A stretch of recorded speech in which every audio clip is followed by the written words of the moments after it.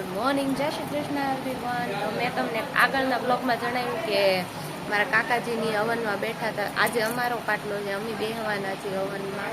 તો આવી રીતે હું રેડી થઈ, હું તમને મારો ફૂલ લુક બતાવું.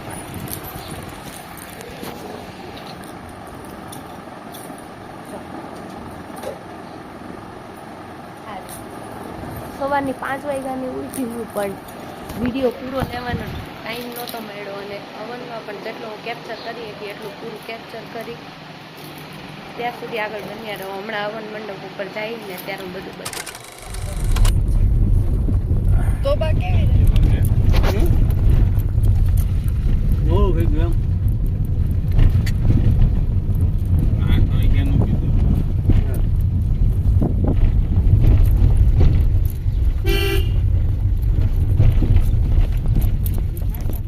નાસ્તા ચાલુ જ છે. લેવું પોટરા બરાબર ન આવે, બધું લઈ લે.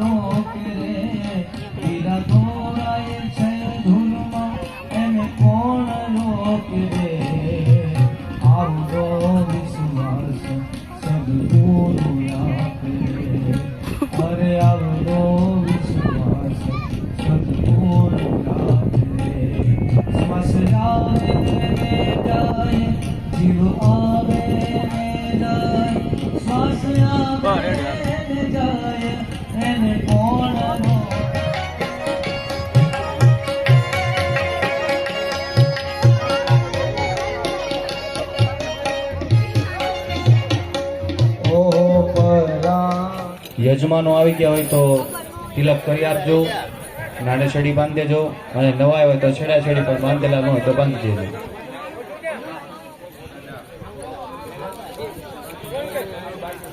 અને સ્વયંસેવક ભાઈઓ પૂજા ભાવ ન આપેલો હોય તો ત્યાં પૂજા ભાવ બધાને આપી દેજો.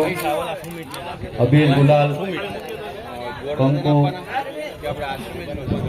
ચોખા, નાડા શેડી, પંચામૃત, પાણી, બધી જ વસ્તુ કાલે આપી હતી. વાઈટું પણ સાથે આપી દેજો, અને ફૂલ.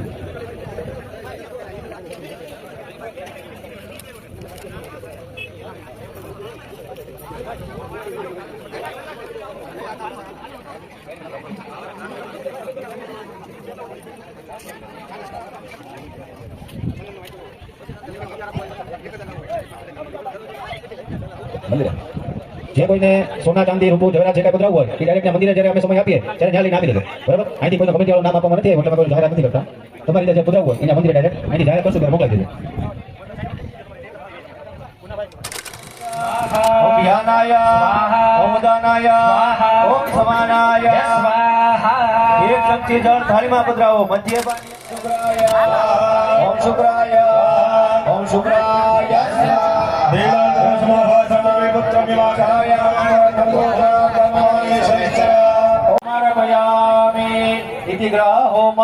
સમાપ્ય.